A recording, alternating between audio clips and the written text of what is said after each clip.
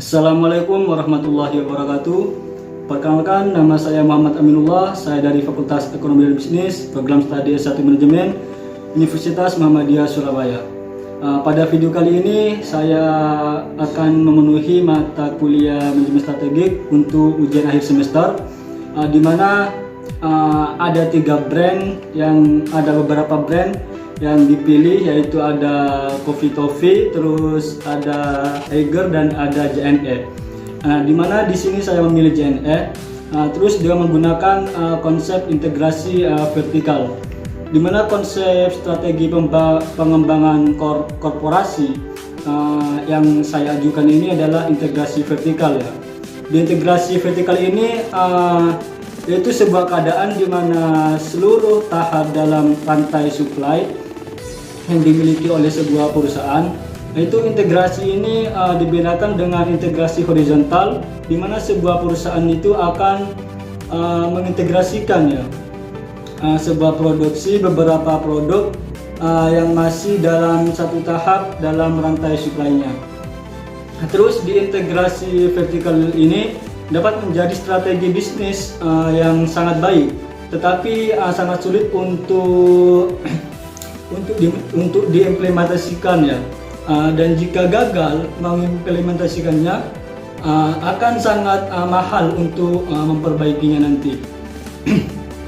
Terus di integrasi vertikal ini dapat dibedakan menjadi tiga, yaitu integrasi vertikal hulu, terus integrasi vertikal hilir, dan integrasi vertikal hulu hilir, dimana yang integrasi vertikal hulu itu di atas dan hilir itu di bawah. Terus sebuah perusahaan itu dikatakan melakukan integrasi vertikal hulu itu dimana saat mereka dapat memiliki beberapa anak usaha yang memproduksi bahan-bahan pendukung untuk dapat memproduksi produk utamanya. Contohnya sebuah produksi mobil, terus integrasi ini dimaksudkan untuk dapat memperoleh pasokan bahan baku secara stabil dan konsisten. Terus sebuah perusahaan itu dikatakan melakukan integrasi vertikal hilir ketika mereka dapat menguasai berbagai jaringan ya, jaringan distribusi dan penjualan. Terus di mana sebuah perusahaan dikatakan integrasi vertikal hulu hilir itu ketika mereka dapat menguasai seluruh tahap dalam rantai supply-nya, baik tahap produksi maupun tahap distribusinya. Lebih tepatnya integrasi vertikal ini terjadi ketika perusahaan mengambil kendali atas beberapa langkah produksi atau distribusinya yang terlibat dalam penciptaan produk atau layanannya dalam vertikal pasar. Terus integrasi vertikal dapat dilakukan dengan dua cara, yaitu integrasi ke belakang dan integrasi ke depan. Nah, untuk yang perusahaan yang dilakukan dengan dua cara itu, yang melakukan integrasi ke belakang itu di jalur produksi ke manufaktur, yaitu mengasumsikan integrasi ke belakang. Sedangkan yang ke jalur depan ini itu distribusi melakukan integrasi ke depan.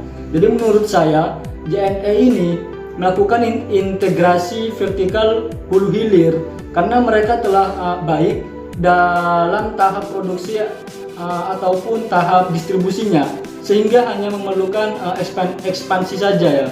Jadi keuntungan dari integrasi vertikal adalah sebagai berikut. Yang pertama itu penjualan dan profitabilitas yang lebih tinggi, di mana di sini perusahaan dapat menangkap lebih banyak laba dan nilai di setiap rantai pasokannya. Terus yang kedua itu biaya produksi yang lebih rendah. Nah, di bawah satu kontrol, perusahaan dapat menghemat biaya terkait dengan produksi, transportasi, terus inspeksi kualitas input dan waktu pengirimannya. Itu bagi perusahaan JNE.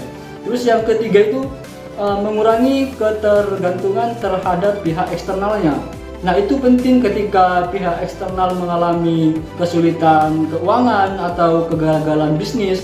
Dengan demikian integrasi mengurangi gangguan ya, karena pihak eksternal tidak dapat diandalkan. Terus yang selanjutnya itu posisi tawar yang lebih kuat. Nah, melalui integrasi pasokan dan distribusi di bawah kendali perusahaan. Terus yang kelima ya, memperoleh umpan balik pelanggan, di mana perusahaan JNE nanti itu mendapat informasi tentang pemasaran dan persaingan yang mana berguna untuk mengembangkan produk baru dan memberikan penawaran yang lebih unggul lagi. Terus selanjutnya meningkatkan kendala. Terus yang terakhir ini membangun kekuatan pasar dan hambatan masuk. Nah, di sisi lain, integrasi vertikal juga mendukung sejumlah kelemahan. Ada kelebihan dan pastinya ada kelemahan juga. Di mana kelemahan itu yang pertama itu mengalihkan perhatian bisnis. Di mana perusahaan ini memiliki berbagai bisnis di luar kompetensi ini, membuat proses koordinasi lebih kompleks. Mereka kehilangan fokus pada bisnis ini, pada bisnis intinya ini. Terus yang kedua ini menambah risiko ya. Nah, di sini yang dimaksud menambah risiko itu masuk ke bisnis baru, berarti menambah risiko bisnis barunya, tidak hanya menambah keuntungan potensialnya. Terus yang ketiga ini pengelolaan menjadi lebih kompleks. Terus yang keempat membutuhkan modal besar. Kenapa membutuhkan modal besar? Karena perusahaan harus menginvestasikan banyak modal untuk mengambil alih perusahaan lain atau mendirikan anak perusahaan yang selanjutnya. Terus yang kelima ini efisiensi itu operasi.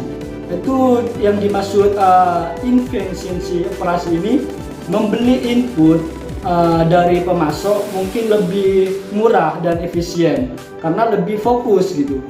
Pemasok dapat mencapai skala ekonomi dan keunggulan kompetitif yang lebih baik. Terus yang terakhir ini rentan terhadap kegagalan internal. Nah, kegagalan di satu rantai pasokan itu mengganggu operasional secara keseluruhannya. Oke, mungkin begitu dari penjelasan saya mengenai perusahaan JNE di mana menggunakan strategi pengembangan korporasi yang saya ajukan adalah integrasi vertikal. Mungkin jika ada salah kata atau penjelasan yang kurang tepat dari saya, mohon dimaafkan. Dan sekian, wassalamualaikum warahmatullahi wabarakatuh.